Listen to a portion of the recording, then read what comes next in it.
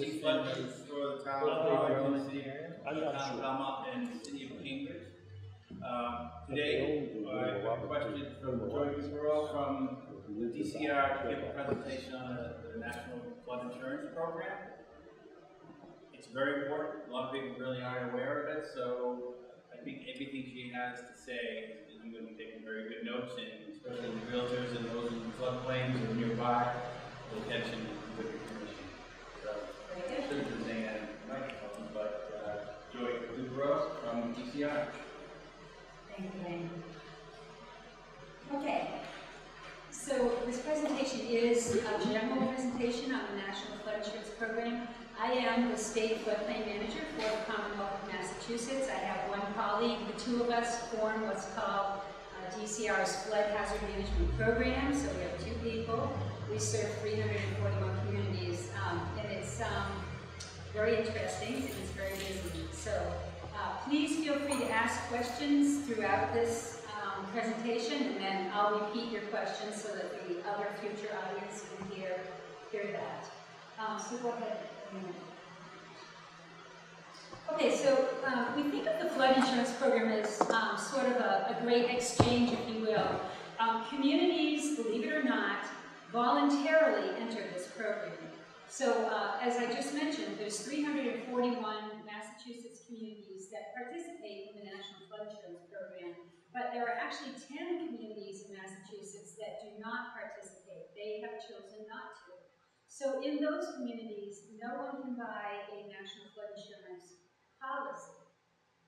And remember, this is primarily an insurance program, but the way that the program was developed, there are 4 parts to the program, and they all interlock so that insurance, the goal is that people can be insured, and they can be insured affordably.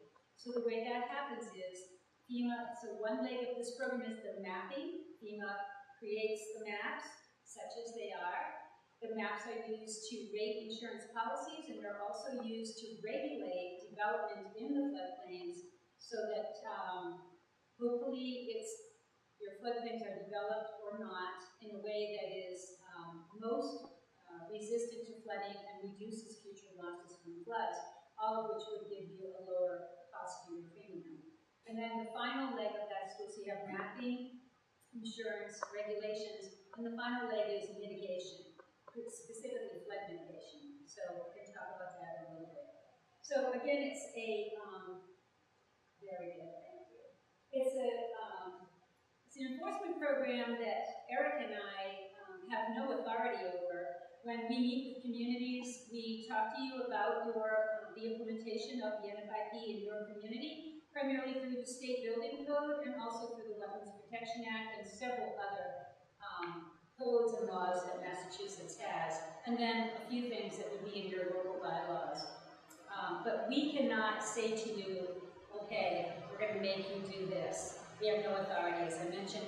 All we can do is report to FEMA that this community is struggling with X, Y, Z, whatever it is. We try to work things out with the communities so that we can resolve those things without necessarily lifting them up to FEMA, but ultimately it is a federal program, and that is the final step, if you will, because we have an enforcement authority.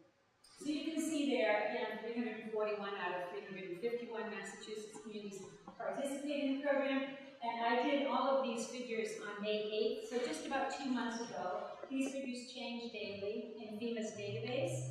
You can see that on May 8th, there were over 63,000 active policies in the entire state. So that's not a small number, but not a really great number either. There are other states like Florida, Texas, Illinois, California, Louisiana that have far more policies, as you can imagine, than Massachusetts. And the average annual premium on May 8th was about $1,200 a year. And again, the insurance policies in Massachusetts on that date covered more than $16 billion worth of property. Okay? So I brought out some numbers for the tri-community, and you can see there how many policies there are. The policy numbers relate not only to your floodplain, but what's in your floodplain, and also generally, typically, the population and development trends. So you can see Arlington and Cambridge, I'm going to guess, have a little bit more population possibly than Belmont. They probably have a little more floodplain than Belmont, and so that would account for some of the difference there.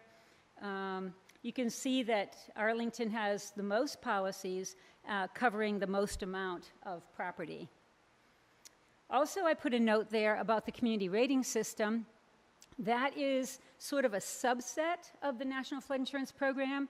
So if a community is in the National Flood Insurance Program, they agree to follow at least FEMA's minimum standards, okay? If a community is doing better than that, and there's a lot of ways that a community can do better than the minimum standards, then sometimes those communities will say, you know what, we need to be getting a reward for doing better, and that's called the community rating system. So it's a system by which communities who feel that they're doing better request a rating, and if they reach certain numbers of points, then their policyholders, most all of their policyholders, get a discount on their annual premiums. So out of Arlington, Belmont, and Cambridge, only Cambridge right now is in the community rating system. I understand Arlington may be interested in that. I haven't heard from Belmont. Right now we have 21 communities in Massachusetts that are in the community rating system. Most of them are coastal, as you can imagine. Very few. I think there may be one or two in Western Mass, Central and Western Mass. Could you give an example of something that Cambridge is doing to get that status? Yes, okay, and let me explain. So Cambridge is a 9, a class 9. If you are in the NFIP, but you're not in the community rating system, you're a 10. 10 says we're not in the community rating system. 9 is the first level. So Cambridge had to have at least 500 points to get a 9, okay? If you get 1,000 points, you go down. It's sort of like golf. The smaller the number, the better. So you would go from, if you have 1,000 points, you would become a class 8. So the discount also changes with that. So a class 9 would get a 5% discount on the annual premium. A class 8 would get 10% annual discount. The typical things that communities do, and I don't know specifically Cambridge's, but typical things are your community manages open space in your floodplain. That's one that will give you a lot of points. Your community has higher standards. I can tell you that in Massachusetts, the Bureau of Building Regulations and Standards does not allow a community to have higher standards or anything that conflicts with the Massachusetts Building Code. However, Massachusetts Building Code has some higher standards in there, such as 2 additional feet of freeboard in the V zones, all V zones, 1 additional foot of freeboard in A zones across the state. They also have a higher standard for substantial damage or substantial improvement compared to FEMA's minimum. And a couple of other things. In the Wetlands Protection Act, there's a higher standard that says in riverine areas, absolutely no rise is allowed in the BFE. That's a higher standard than FEMA's minimum, which says no more than a foot. So those higher standards and other things that your community typically is already doing, you probably already would be a 9 if you took the time, which is significant in the beginning, to calculate those points. So I would say most communities in Massachusetts, especially central and eastern Massachusetts, probably could be a 9 if they just went through the application process, just by virtue of state standards that are locally enforced. There are the highest or the best CRS community in Massachusetts is Situate, which is a 7. They get a 15% discount, and they do a lot of things that have to do with coastal resiliency. They have a very robust community information program. They promote the sale of flood insurance policies. They do a lot of things. They put a lot of information on their website. All of these things add up to points that will give you a better classification. Did that give you a good? That's a great answer. Okay, Thank you. thanks. For Cambridge, so we just submitted in May our review of our CRS, and we were approved for an additional 5 years. So it was due in May of 2018, and their CRS rating is now valid through 2023.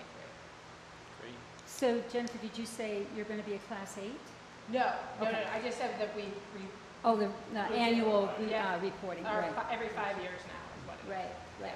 Yes, when you're in that program, so first there's an application, which takes about a year and a half to do, simply because you have to literally document every single thing you do. So let's say that once a year your town holds an emergency management festival or something, and you have a table where you give out information on flood insurance policies and flooding in the community.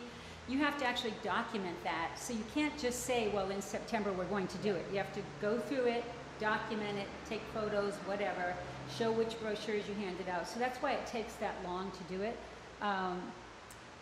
And then what happens is every year you have to submit a report, if you will, that's verifying that you're still doing those things. And then, as she mentioned, every 5 years you have a certification visit where the community rating system specialist comes, actually goes through some of your documents, goes through your building permit files, makes sure that you are actually using FEMA elevation certificates for all new and substantial improvement construction, things like that.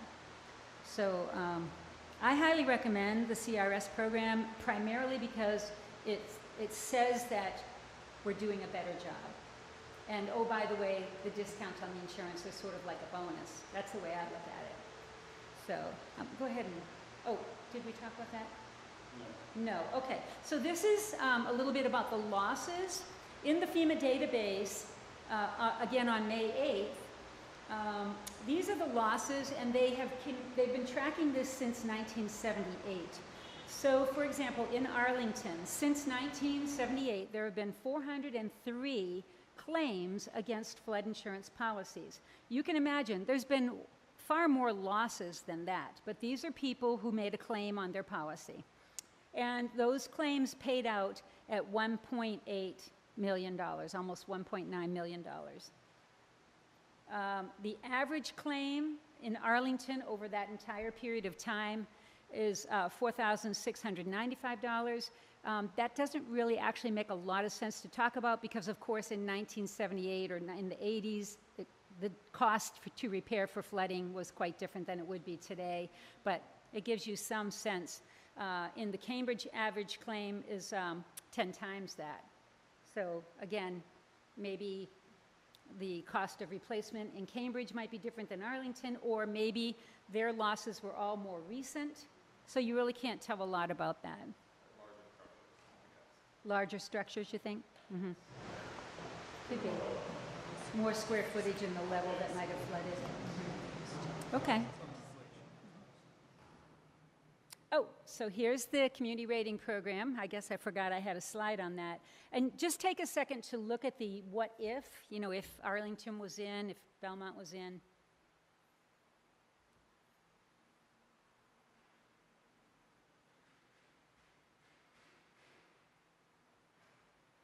So you can see sometimes the numbers look really big when you take them collectively. The community would save, say, $10,000 a year. It's actually the policyholders that would save a combined total of $10,000 a year. But you can get some local politicians who want to champion something like this. You can imagine why. Those policyholders will flip the switch during the election a different way, possibly. But at any rate, again, I try to promote the program because it's a better practice program. So. How much does it typically cost to file? Not the fee to file, but actually the town document per year. Right, so I really would have no idea about that. In some towns, some communities, for example, way back when Situate first, or maybe it was Marshfield, I think, first did this, I believe in the 1990s, they had a volunteer who put the whole thing together. She just was a massive champion for the town's flooding. She put their whole package together. I think it took her a couple of years of volunteer time. It does help if the community either has in their staffing or can get their hands on good GIS data, because maps are a big part of getting points, as you know, Jennifer, in Cambridge. You know, you have to show that you do manage and own certain open space and it is in the floodplain, things like that. You also, if you have repetitive losses in your community, there's categories. If you have 10 or less, 20 or less, etc., there are different things you have to do to show that you are paying attention to those repetitive loss areas and that you're planning to do something about it, or that you have done something about it. Mitigation grants, you know, drainage projects, whatever. Did that answer? Okay. All right, let's go to the next.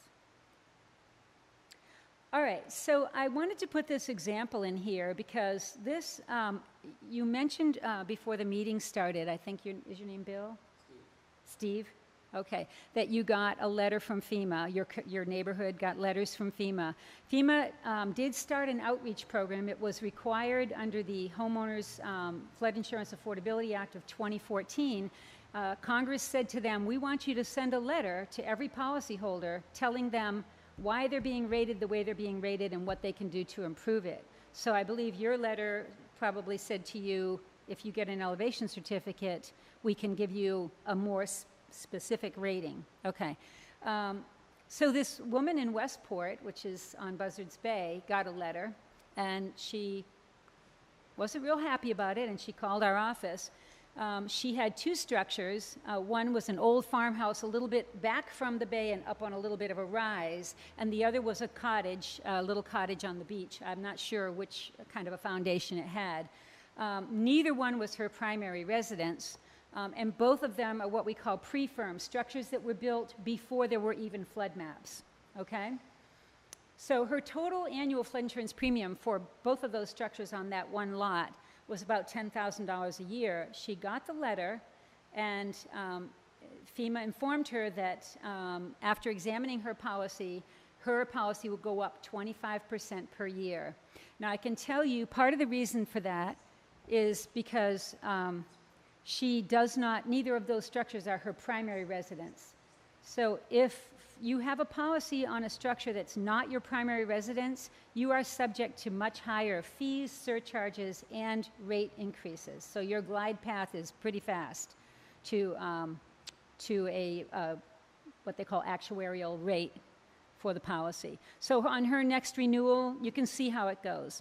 So she asked us, what can I do? What can I do? Does anybody have any ideas what she can do? Right, she could make one of those properties a primary residence. A couple different ways to do that. FEMA didn't used to let people have, if it was a couple who had two homes, they used to make the couple pick one home as a primary residence. Now, a husband can have one as a primary residence and the wife can have another. I'm not sure what documentation they need to provide to prove that, but it is allowed now. Assuming she doesn't have a mortgage on these structures, she can simply discontinue the coverage. Yes, so Elevate the structures. right. So okay. So your first comment was she could get rid of her policy, which was part of her discussion with me. I'm just not going to have this anymore, and I tried to encourage her not to do that option. And as you mentioned, the second option would be to mitigate the structures, and that's true. If, for example, the farmhouse has a basement, she could abandon what we call abandon the basement, remove everything from the basement, including the equipment that services the structure, put it up on a floor that's above the base flood elevation, and fill the basement, and then put flood openings around so that water, it's basically wet flood proofing the basement. That has an opportunity to lower her premium. It doesn't always, so don't just run home and fill up your basement with gravel. But she could, and possibly the cottage maybe could be elevated a little bit on piers. You know, again, I don't know the kind of foundation. So you're right, mitigation, making a primary. So those are the kinds of things that people are being faced with now when their premiums are going up like this quickly. Yes? What does it mean in the last sentence, until the actuarial rate has been met? Very interesting question. What does it mean that the actuarial rate would be met? Right now, when FEMA rates policies, and remember, I'm not an insurance agent, okay? They look at the map, and let's say there's a wide swath of AE14. So what that means is for a residence, the top of your lowest floor would have to be at or above a base flood elevation of 14+1 now in Massachusetts. So you have to be 15 feet above sea level. Right now, that swath, everybody in that swath gets the same rating. So let's say there's a stream on this end of the swath of flood zone. Even a house right by the stream is rated the same as a house a little further up the hill. Obviously, the house by the stream has quite a bit different, really, risk, true risk. So using the maps that they're using, FEMA's not ever really going to get to an actuarial rate. They're going to get as close as they can to the rate. What they're using right now to get there is elevation certificates. So an elevation certificate, again, is when a surveyor comes to your house and puts on a specific FEMA form the height of the ground at your house, the highest adjacent grade to your home, the lowest adjacent grade to your home, the height of the top of your lowest floor. If you have a basement, that's considered your lowest floor. If you live in the V zone, they give you the height of the lowest horizontal structural member that holds that structure up in the V zone. Mm-hmm. Right, so in the V zone, the foundation that's required is not, you're not allowed to have a slab on grade foundation or a stem wall foundation in the V zone because of wave action. The waves have to be able to go under your property completely clear of obstruction. So in that case, they don't really count the top of your floor at the base flood elevation. They count the bottom of the lowest horizontal structural member, usually a steel beam or something that's holding up the structure on top of the pilings. Is that okay? To rate those policies, if they have an elevation certificate, it tells exactly where the top of the lowest floor is compared to the ground and compared to the base flood elevation. So right now, for example, you may have a policy that you're paying, you know, maybe $3,000 a year for a policy, but when you get an elevation certificate, it can go either way. You can find out, gee, the top of my lowest floor is a foot above the base flood elevation, so I should be getting a better premium. And they will change your premium if you present that information. Let's say that you find out, oh, gee, the top of my lowest floor is 2 feet below the BFE. They will still leave your policy on the same glide path. They won't suddenly, you know, knock you over with a, you know, really huge premium increase. But that's what actuarial rating is about. What actually is your risk? They are headed down the road to something FEMA's calling risk rating 2.0. And they're going to begin over the years now to do what the big global insurance modelers do, which is forget those maps. We're looking at point by point on the ground, what is the flood risk at that point. And modelers have been doing that now for 10 or 20 years, especially reinsurance companies globally. It's long overdue that FEMA use that, but it means a very large shift in how they do their business. So, and it's very expensive. They have to pay a lot of money for that. So they can't pay for the maps and that at the same time. So they're trying to figure out how they can do it. That will give you an exact risk rating for every property. So, so did that answer that question? Yes, so they factor in the payout, max payout for that property. The probability of having times max payout you get every year. I don't know the answer to that. Yeah. It's the probability of happening in a given year times the Well, max payout possibly, over time so they make money. possibly, but they have a cap. So if your property is worth $1 million, it's a home, you can't insure it through FEMA for $1 million. They only allow you to insure it for $250,000. So it's, you're on the right path conceptually, but FEMA's program has a lot of crimps in it, if you will. You know, So is there a timeline for this, or? for the risk rating 2.0. Yeah. I asked that of the headquarters folks when they had a conference a couple of weeks ago, and they schwaffled.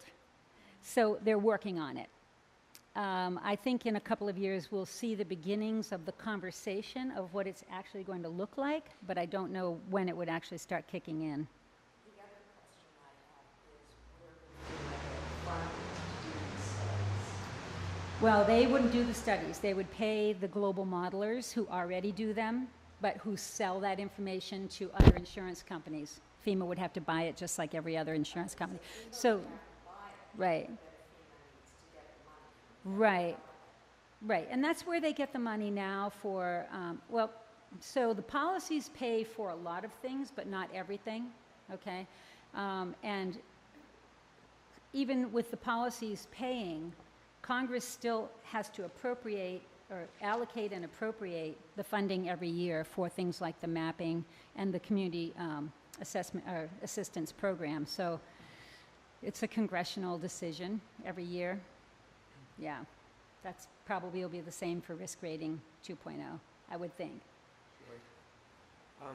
You said that if you had the elevation certificate and you were a foot above the base flood elevation, how do you determine the base flood elevation? Okay, so when a surveyor, let's say a surveyor surveys your property, and remember I said they will tell the height of the land and the height of parts of your structure. They also use the FEMA map to determine what the base flood elevation is. If you're in an unnumbered A zone, they will develop a base flood for you. The surveyor will. So that way, that's part of what you pay them for. I think it costs a little more if you're in an unnumbered A zone because they have to do more to determine what that is. An unnumbered A zone. Most of the, so the V zones are all numbered. The A zones, many of it, if it says AE, that means there is an elevation already associated with it. If it just says A, that means that FEMA went through and modeled to the extent that they believe the flood extent would be there, but they don't know the depth. And they didn't have enough money to get that detail. If you're an X, it would be nothing. An X is called area of minimal hazard.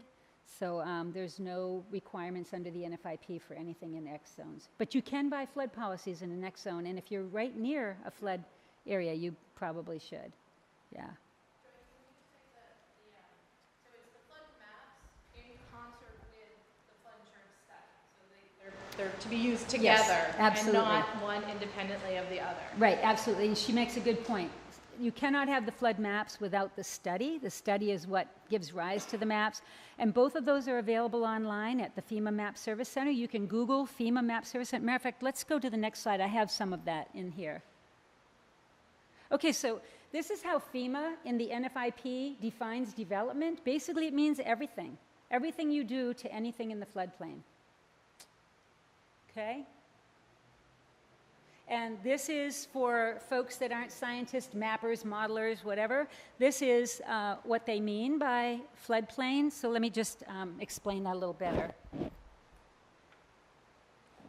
I probably, can I take this? Oh, right.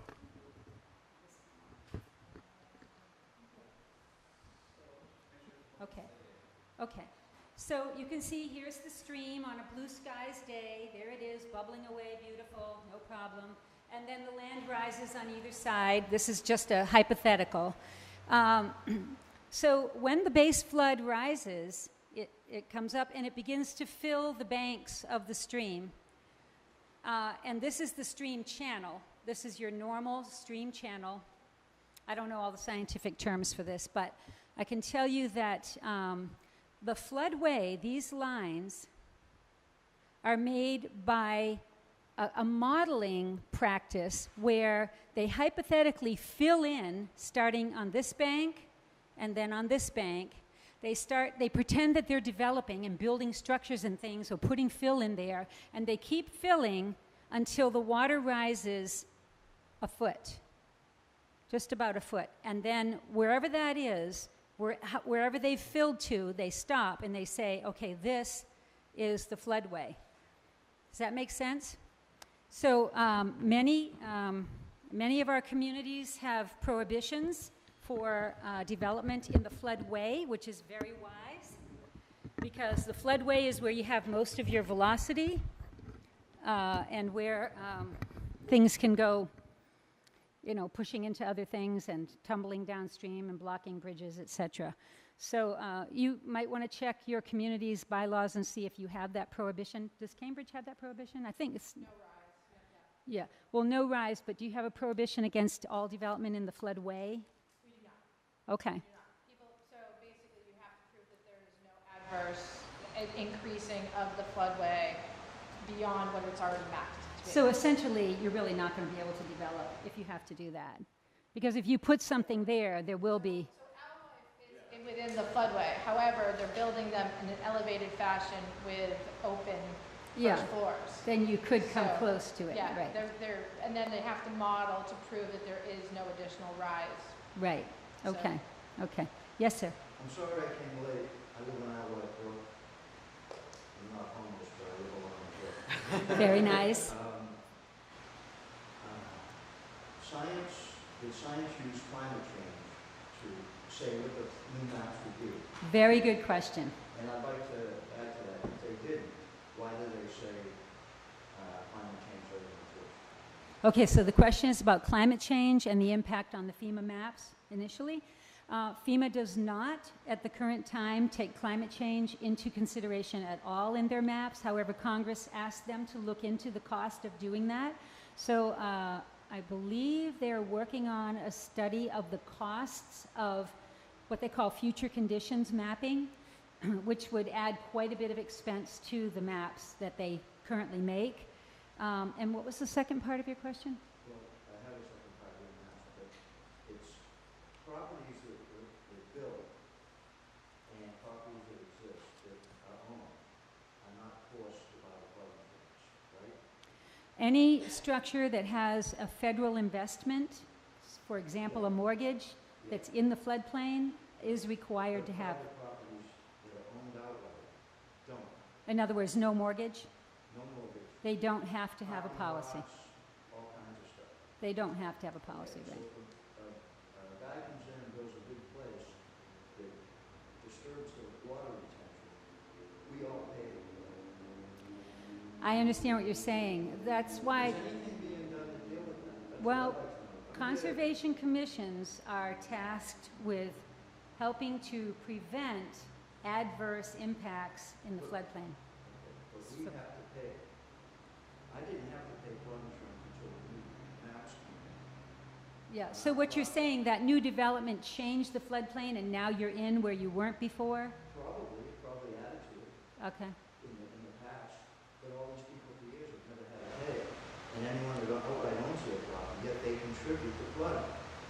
And we're carrying the load of that because we can't afford to buy our property outright. I don't think FEMA's dealing with that. I don't know if you've dealt with that or even think about it. Yeah. Because I've talked to people about it and nobody knows about it. And I talked to a guy at FEMA about it and he didn't like it. Right, right. And we face this exact dilemma every time they update the maps, because when they update the maps, some properties are moved into the floodplain that were not in before, and some are moved out. So we have that conversation. But our insurance agent said, why do you want flood insurance? You will never be able to collect anything. So I feel like we're being extorted, and probably many of you are too. Yeah. So we're moved into the floodplain. And we're also carrying a load of private property owners in, stop and shop, parking lot, any place along a waterway contributes to flooding.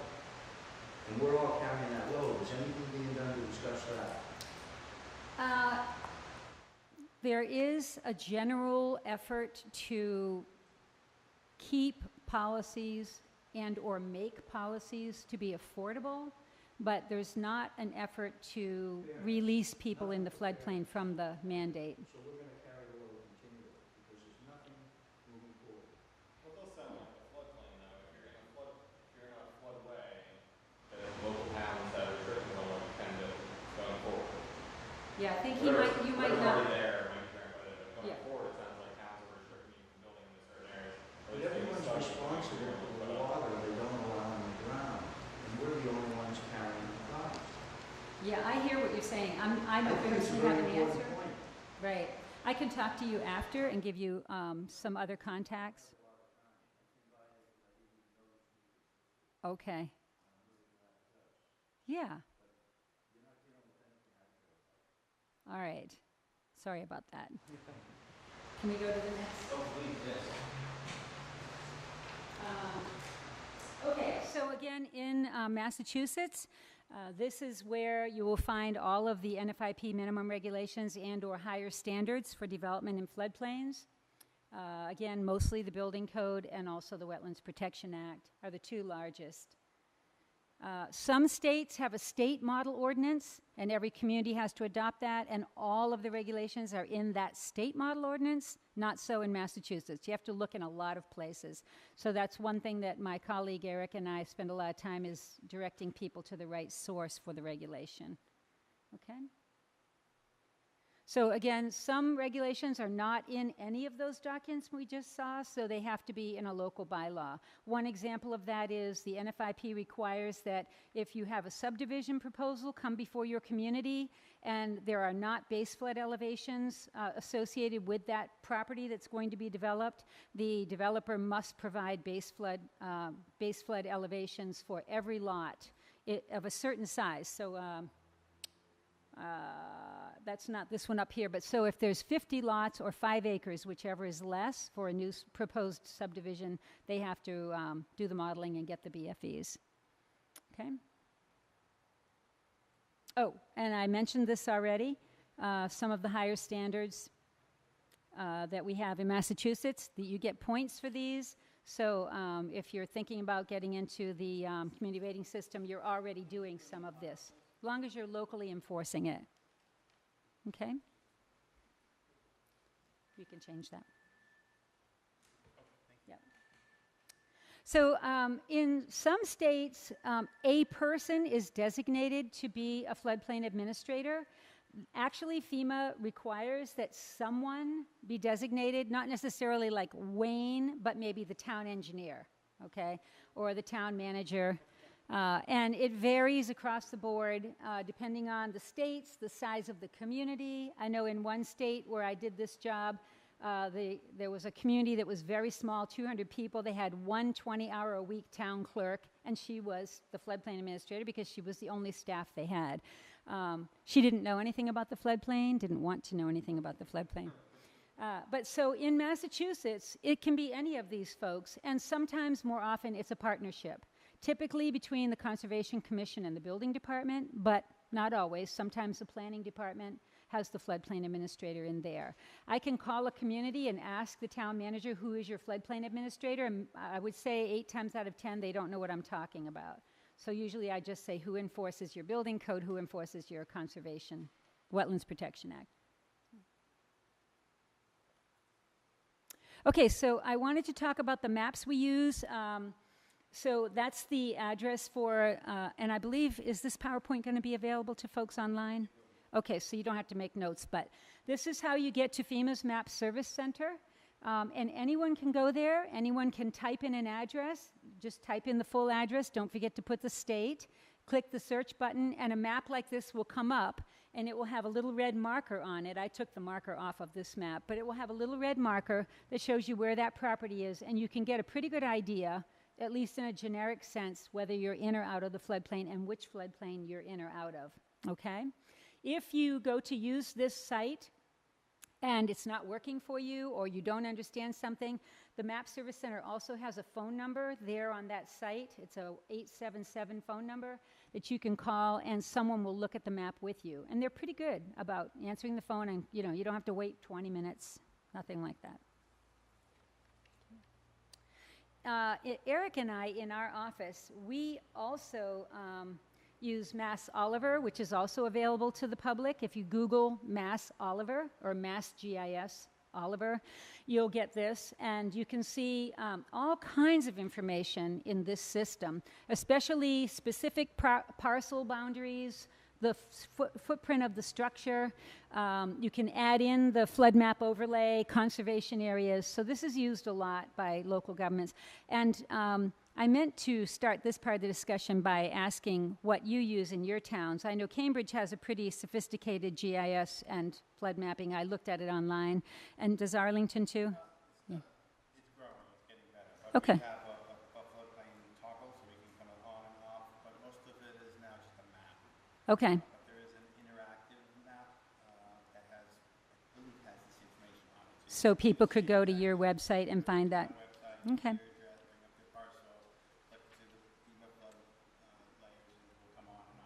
Okay, very good, very good. You can go to the next one. So also, we used to use this more than we do now, but you can put Google Earth on your computer, and then you can in the Google search button that you have, you can say, find me the KMZ files for the National Flood Insurance, National Flood Hazard Layer, and it gives you instructions how to upload the KMZ files. And this is FEMA's flood maps on the Google Earth system, which is a little easier sometimes than the FEMA system to use for a number of reasons. But so that's one that we use also. I have a question that's sort of related to this. So there's been so much building on waterfront, and I'm just curious because there's so much flooding down there now. Were buildings that were proposed prior to the remapping, I don't know if any of those were they sort of grandfathered in? Because we were talking about how if you're going to build new structures that are going to impact the floodplain. Right. Okay. So if you have structures that are existing and they're just sitting there being used or not, that's the way it is. If the owner of that structure wants to demolish the structure, build a new structure, or substantially improve that structure, and there's a definition for substantial improvement, then they have to bring the entire structure into compliance with the current codes. So let's say you have a structure that was built near the waterfront, and when it was built, either there weren't any FEMA maps, or the FEMA maps said it was an A zone, but now it's a V zone. So if they're going to substantially improve that structure, or if it gets damaged by a storm and they have to do substantial damage repair, which is another identified parameter, then they have to basically take the whole building down and put a whole new foundation that meets the V-zone standards, or whatever the standards are for where they are. Did that answer your question? Sort of. Okay. Floored by the Yeah. amount of development down on the waterfront. Right. And all of it... Seaport district. Yeah, I mean, it's just... You talking about in Boston? Yeah. Okay, yes. And all of that is reviewed by the City of Boston, huge staff to review all that. If any part of it has any state investment or triggers any state permits or triggers any other environmental issues at the same time, it also goes under review by the Massachusetts Environmental Protection Act staff, and also my office looks at it and gives some kind of an opinion on what they're looking at doing. So yeah, things are pretty... I know that people do that. They see all the cranes in Boston and they're like, oh my God. But I want to say that I think that almost all of that is being built in compliance. Now, is it smart to build things right on the waterfront like that with sea level rise and more increased frequency and intensity of storms? That's another question.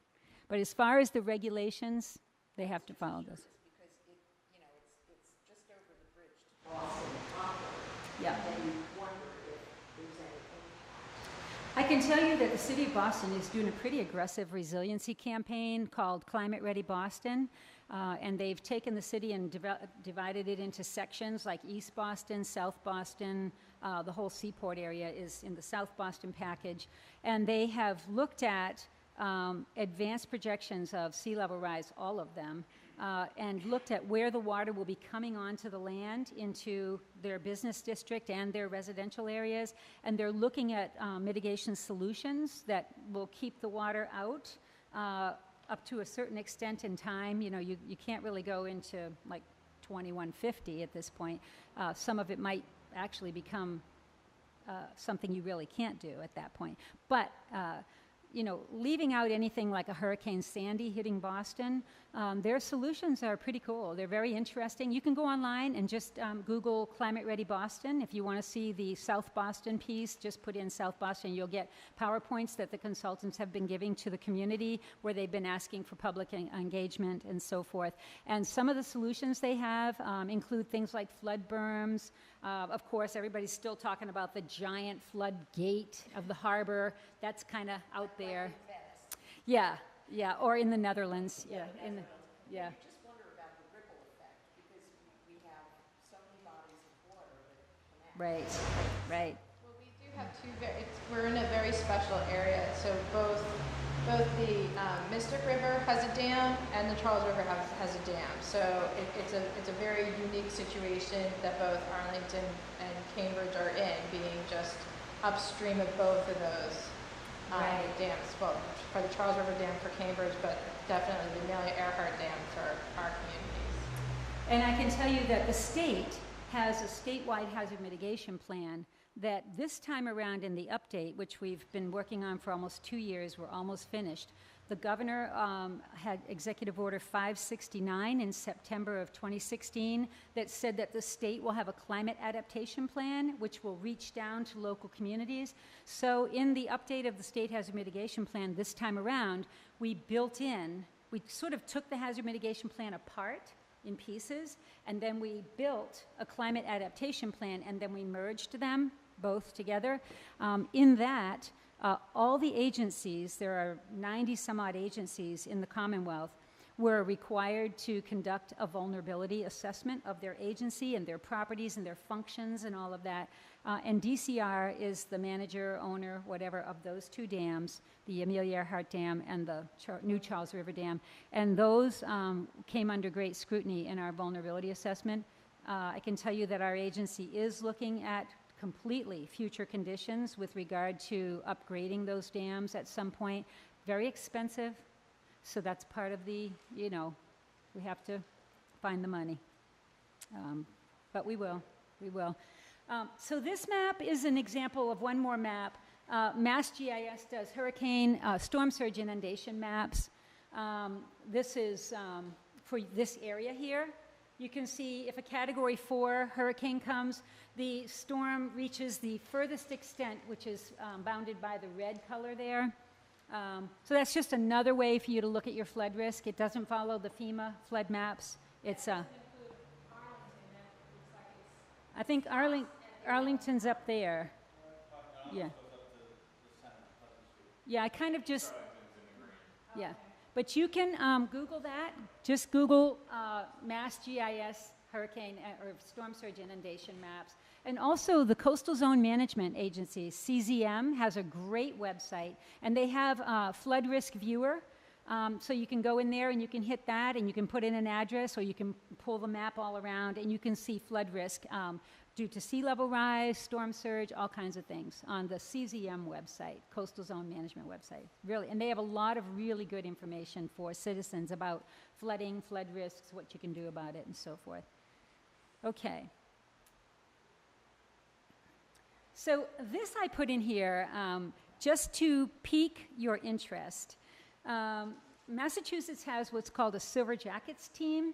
I think 48 of the 52 of the 50 states have a Silver Jackets team. The Silver Jackets program is an Army Corps initiative that started about 15 years ago. And typically the Silver Jackets team is a group of state and federal agencies that get together around the conversation of the flood fight.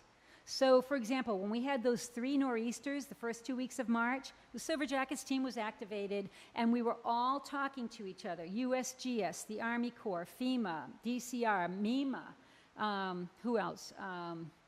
I guess EPA, DEP, I mean, all of these state and federal agencies that had a concern, CZM, about the flooding that was taking place, who was going to be doing high water marking, who was going to be going where, who was going to be taking photos, what was happening, and we all kind of collaborated so that people weren't duplicating efforts or leaving something out. So in Massachusetts, one project that the Silver Jackets team would like to do, and if your community would like to do this, we would love to do it with you in the future, is to put high water marks around. So you mentioned the 2010 flood, and you probably know where your high water marks are for the 1978 blizzard, if you had that kind of thing going on. But these are examples of some high water marks. They can be a sign on a building, they can be a freestanding sign, they can be on a railing of a river, and typically the sign itself will have the mark where the highest water came during that event. The Army Corps and USGS get together to work on this so that the data is exact. So we're not just guessing, gee, I remember it came up to here. It's really exact. And it helps people in the community to realize, holy moly, that water was up to here where I'm standing. They can't envision it in many cases. Although with all the flood viewers we have online now, it's kind of a little bit easier to do. But anyway, so if Arlington, Cambridge, or Belmont would like to do this, let me know in the future, and we'll submit your desire to the Massachusetts Silver Jackets team. It's just one thing they do. And the Army Corps pays for all of the signage and everything. The community just has to supply the place, and they sign a little agreement saying they will maintain the sign. So, okay. So here's some FEMA publications that we find are really helpful. And again, you'll want to get a copy of this PDF off the website so you don't have to write it all down. But FEMA has a lot of very helpful publications.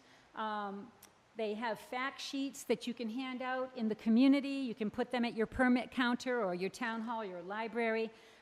Actually, that little box below shows a 1-800 number where you can get, and you can also Google this form, but you can order these. The community can order them, and they're free. So a citizen can't order them, but a community can. So if any of you citizens want any of these things you might see in the FEMA catalog, let Wayne know, and he'll order them for you to give out on your, countertops or whatever.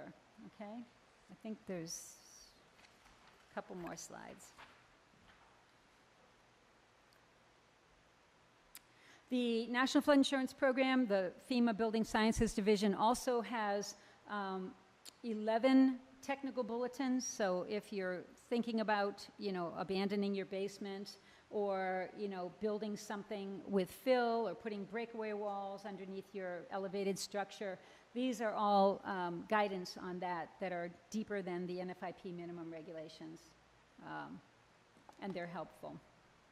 Okay. And then for realtors, I threw this in here. There's quite a few publications now for realtors also. One really great sheet is kind of a stiff sheet that says it's how can I help my client understand their flood risk, so you can give that to your prospective clients, selling or buying.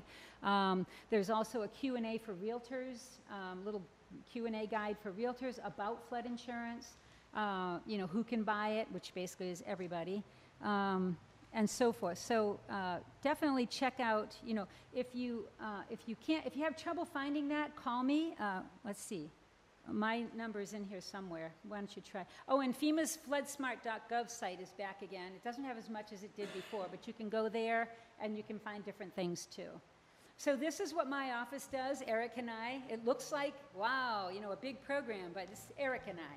So, but we do all these things. So we answer the phone, we answer emails from citizens, realtors, property owners, buyers, sellers, local officials, conservation agents on what's going on in their floodplain. We do training across the state, especially building code training, and we review proposals, again, as I mentioned, state projects and so forth. And we'll review a local, we had an interesting one from the town of Bourne the other day. Someone who's on an elevated structure in a V-zone wanted a pool, and they didn't want to put it in the ground. They wanted to be able to walk out of their kitchen into their pool. So we had to go through the whole review of that, because it was basically an entire structure with a hanging pool in it. So we had to, we get to review all kinds of funny things. That's actually not that unusual in other states. It just is here. Okay, so that's how you reach myself or Eric. And thanks for letting me come and talk to you tonight. Yeah, it's been great. And we can, I want to tell you one more thing before we close. This is sort of a side note, but one of the big insurance modelers is called CoreLogic, and they just came out in May with this 2018 storm surge report. It's like 12 pages, but if you Google CoreLogic storm surge report, you'll get this. And it's very interesting. They take all of the coastal states from Maine all the way around the Gulf Coast to Texas, and they talk about how many structures are at risk to storm surge. And I'll just read you the Massachusetts numbers. So in Massachusetts, so they have different categories. Homes, this is just homes, okay, not commercial structures. Homes that are at extreme risk of storm surge. What that means is even if it's just a Category 1 hurricane, they're at risk. That's extreme. Then they have very high, which is Category 2 and 3, I think, and high, which is Categories 3 and 4. So In Massachusetts, there are 11,048 homes that are at extreme risk of storm surge. And we see this when we have the nor'easters. Those are the homes we're hearing from. So there's a total in Massachusetts, homes that are at high or higher risk, 1,059, 795 homes, that even a Category 1 storm would flood. And the value, the reconstruction cost value of those same homes is over $45 billion in reconstructive costs. So, these kinds of reports are coming out all the time now, especially with all the focus on climate change. So, there are things that if you want more information on any of these topics, just get on Google and ask questions, and you'll find more than you want to know. Yeah. I'm not sure this is a question, just a sad comment that in that we are in climate change now, and at the early stages. I went to one of the Climate Ready Boston presentations, and I asked if there was any consideration with moving people back. And I was told unofficially they weren't even allowed to talk about that as a concept. I think we are still in a massive state of denial. We can have all the reports in the world, but if nobody talks about, hey, we're too close to the coast. Right, but now, so let's put that into perspective. So you're talking about the concept of coastal retreat, which is typically a planning activity. I think there are a lot of planning groups around the country, planners and communities that actually are thinking about coastal retreat, but politically that is not doable right now. Because, for example, let's say you're that woman in Westport and you own the 2 structures on that big lot, and someone says, you can't live here anymore. And maybe you're going to have to pay to take your structures down because that land's going to be underwater. You are impinging to a certain extent on the property rights of these people. So there's a lot of legality. If you want to look up some things about this, email me, because there's a law group in Boston. Can you remember the name, Jennifer? It's the CSA, I think. Is it the Cambridge Law CLF?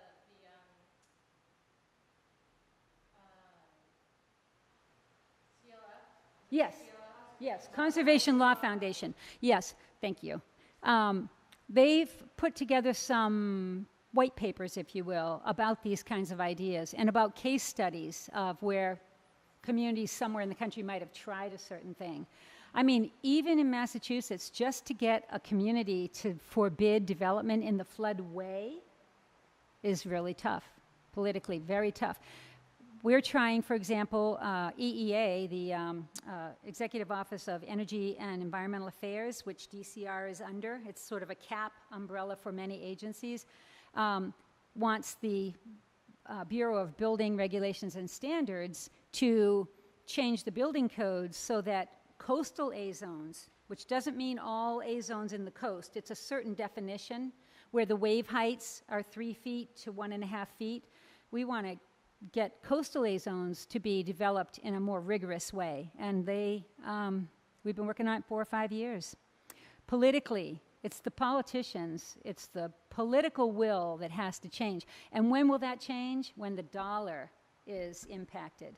So when the losses in those areas are high enough that everybody who's paying for those losses, including the property owners, the federal government, the communities, emergency management, when they all say, we can't do this anymore. And I tell you, FEMA's getting to that point with a lot of different parts of disaster assistance. There's been a lot of conversation in the country this past year because the NFIP is in reform mode. There's been a lot of conversation about 3 strikes and you're out. If you have a rip-loss structure, we'll pay the 3rd time, but we're not paying anymore. And there's been a ton of pushback against that. You just can't just leave them out there. Well, yeah, you can, but there's not political will for that. So, it's really tough. But if you want to be another voice in the tide saying we have to do coastal retreat, great. More voices, the better. Were you going to? Well, yeah, I mean, this is along those lines. I am in an AE zone. The first time that we had a significant ocean storm that overtopped the Amelia Earhart Dam, I'm pretty confident my house will wind up underneath a bridge in Medford. So I was wondering, so, you know, if that happens, well, I'm going to take a hint. But I'm wondering what, you know, what options are available, you know, in that scenario, where if you've had a serious loss, and you prefer not to go through that again, what options are there options available? So the short answer is yes, but at the time that you have the loss, then those options become defined by, again, money. If you have a policy and the policy would pay for you to replace your structure, you would have to replace it according to at least the minimum standards in the building code, but you could choose to replace it a different way. If you're in an A zone, you would be allowed to put a solid foundation again, but you could say, you know what, I'm not going to do it. I'm going to put pilings. You can put pilings anywhere unless the bylaws of the local community say no pilings here, or unless the height restrictions don't allow you to do it. But I think those are changing too. I think those things are changing little by little also. And the other thing is you could sell your property to some other person who may be a foolish person, who knows, that wants to put a slab house on there or a solid, and you could move someplace safer. So you never know. I'm telling you, in Massachusetts, it wouldn't surprise me if someone didn't snap it right up. Yes. Would the flood insurance program in a circumstance like that actually pay for this person to vacate, purchase a property somewhere else? So in other words, abandon the how does this program interact with a buyout program? Okay, so that's a really good question, which talks about mitigation grants and opportunities for mitigation grants, which is where someone else pays for something. In this case, it would be the federal government through FEMA's mitigation programs. So yes, but the mitigation programs are very restricted. Only certain entities can apply. Private citizens at this point cannot, although FEMA's talking about changing that. But right now, if you had that kind of a flood, then your community, so this would be Arlington, would have to apply to the state and say, we've got these properties, we want FEMA to buy them out. And then it goes through this rigorous review for benefit cost analysis, environmentally technical and sound, you know, blah, blah, blah, blah, blah. And then it goes up to FEMA, who does the review all over again at their level. And then 2 or 3 years later, you get a contract to buy your property out. Oh, if you're lucky. So there are a lot of problems with that. You know, now Arlington could say, you know what, we're just buying these people out. We'll figure out where we get the money from later. That's been done in some cases across the country. So, yep. So we both live on Sunnyside Avenue, which is a focal group, and the DCR land is behind us, and then the Alewife Brook. Is there any activity or can we do anything about flood mitigation? Because in 2010, I know it was a very extreme situation. I think the dam failed. Was that part of it? Do you recall? No, it was someone's dock got stuck under a bridge. Okay, so the water backed up. Yeah, but there's been, and I don't know if this is fact, because people like to throw in things, that apparently the Somerville side of the brook is higher, where Dilboy Field is, Okay. and that our side is lower. Oh, it absolutely is. Oh, it is. So then the water would flow toward you. Yes, which, Okay. you know, sort of is bad. So is there anything that we can do to work with DCR on a mitigation plan? Like, I can you know that- lower the elevation of Dilboy about 3 feet? One night. Is it inches or is it like feet? It's feet. No, I have pictures from 2010 where there's like 2 feet of water, and behind my house there's 2 feet of water, and then there's Dilboy Stadium where people are playing soccer on the lit field. Yeah. Right. I mean, aside from us putting sandbags out there. Right. Not So a you ton. can personally mitigate your own structure in a number of ways. Some of these things are very expensive. Do you have a basement, for example? Yeah, it's just for storage. Okay, so you could abandon your basement and put flood openings, and then the waters would flow under your house. But if they rise higher than that and get into your first floor, then you have other issues. And so that kind of mitigation wouldn't be as effective for you. You could put your house up.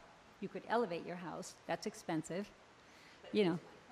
here's my question. What can DCR do Okay, about so the land? DCR, so during the state agency vulnerability assessments, DCR listed 18 actions. When the plan comes out, it's going to come out in August for public review, so the public is all welcome to look at it. It will be on a website called resilientma.org. Matter of fact, you can go to that website now and you can find out all kinds of climate change. It's the Massachusetts Climate Change Clearinghouse. You can find all kinds of stuff. But so in August, the plan will go out for public review. The public will be welcome to look through it. You can look in Chapter 7, I think it is. It's the mitigation strategy where all the agencies list the things that they think are critical that they should do. And you'll see that DCR has 18 actions, one of which is to look at DCR properties and figure out the vulnerability of those properties to natural hazards, including flood, and to look at what can they do to reduce flooding either on those properties or impacting adjacent properties. So they have it on there, but again, that requires staff time, consultation, you know, everything requires some investment. So you can look and see what priority it is. I think that the folks who put the plan together only lifted up the very high and high priority items from all the agencies, so you probably won't see any DCR actions that were considered low or medium priority. You'll see all the high and very high priorities, I'm pretty sure. We think it's very high. Yeah. And again, you know, you can contact DCR and make your opinion known. They have a public hotline. If you email me, I can send you that number. I don't have it memorized. But there's a couple of really nice guys who answer that hotline, and they, if you just want to load a bunch of comments into them, they take that and then they give it to the right, you know, engineer or whoever. Yeah, I mean, we've been curious for quite a number of years because we had that beautiful boardwalk put in and we were like, we flood, we flood, we flood, you know, and it's like, whatever. Yeah, we get calls sometimes. My, you know, my program's called Flood Hazard Management Program, so sometimes during flooding, people find that somehow, and they call me and they go, your property is flooding onto my yard, and you know, I'm like, oh, I have no idea, you know, but, yes. Did I hear you say that the maximum, Yeah, one more question for Bob, and then maybe we gotta try to wrap it up or go offline. Okay. did I hear you say that the maximum residential coverage is $250,000? $250,000 for the structure, and it might be $250,000 for contents, but I think it's less for So if contents. you have a residential home and your mortgage is $500,000 Yeah. and your max coverage is $250,000, how does the bank deal with that? The bank, I don't know how the bank deals with that for sure. You can get a supplemental policy from a private carrier. It's called Excess Lines, like Lloyd's of London or some of those. And there's more and more of those kinds of carriers nowadays for flood than there ever have been before. I think the bank is, so the bank is mandated to make sure you have a policy, okay, as to how much and so forth. I think their interest is, will whatever that policy is cover their investment? So if you only owe $250,000 to the bank, they're probably good with that. If you owe $400,000 to them, then they're probably like, yeah, we want you to get another policy too. Yeah. Yep. Right, I mean, I just went through it with my bank, saying that I needed to have a replacement. I had needed to cover my So replacement. you had to get more than $250,000, more than what the NFIP would allow you? Well, luckily my house isn't worth that much. Okay. I mean, based on tax assessment. Yeah. So that's not really, it's not really replacement value. Right. So, you know, so they went by assessment. Yeah, so that's good and bad. You're paying a lower Exactly. premium, But but you may not have enough I to do wouldn't. your house. I know I wouldn't. You might have to take out, you know, now let me just say if it's a declared disaster, then the Small Business Administration comes in and they'll give supplemental loans to what the policies cover. So if you have a policy and it's a declared disaster, and then there's another kind of disaster, it's not necessarily declared by the president, I guess declared by the state, SBA can come in and help you with the difference. And they have very low interest loans, so better than the bank. Yep. This is related, like, my current mortgage requires the amount of flood insurance coverage be greater than the amount of the mortgage. And I have, my mortgage is well under $250,000, so that's not an issue. Yeah. But on my street, I happen to know that the buildings are worth about half as much as the land. So I was wondering if you have any way to provide comments back to FEMA, if they were to require flood insurance for not the mortgage amount, but the building amount. Well, so FEMA doesn't distinguish between what you owe on your building and the replacement costs. What they basically do is you pick the amount you want to insure it for, up to $250,000, and that's that. FEMA's policies have been sort of restrictive until recently. They've been making some changes, and during the reform process, there's been a lot of discussion on, gee, can people have different deductibles? You know, can they just have a policy that just covers what they owe the bank? You know, blah, blah, blah. So there's all this conversation going on. And also private flood insurers, as I mentioned earlier, are becoming more interested in insuring properties because they can tell the actual risk, regardless of whether you have an elevation certificate or not. You know, they can tell the actual risk by their modeling. And so they may say to you, well, we can give you twice the coverage for the same price. You never know. You know, so I guess you could call somebody. Yeah. With regard to NFIP policies, some people say you should shop around. The prices should all be exactly the same if the insurance agents are rating it correctly. So if you get two NFIP agents that are giving you two different prices, somebody's not doing something right. That's all. Good? All right. Yay. Thank you for coming out.